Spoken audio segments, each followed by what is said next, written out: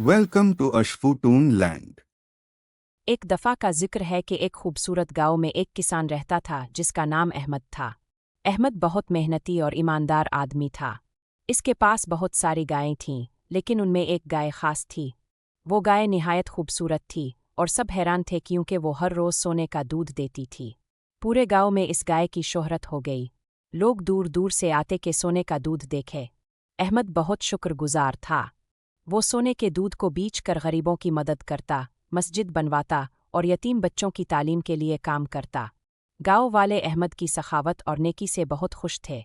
मगर एक दिन एक लालची आदमी जो दूसरे गांवों से आया था, अहमद की गाय चुराने का मंसूबा बनाने लगा। इसने रात के वक्त आकर गाय को चुराने की कोशिश की, मगर जैसे ही इसने गाय की रस्सी खोली, अचानक पूरे गांव में घंटियां बजने लगे। अहमद और दूसरे गांव वाले दौड़ते हुए आए और लालची आदमी को पकड़ लिया।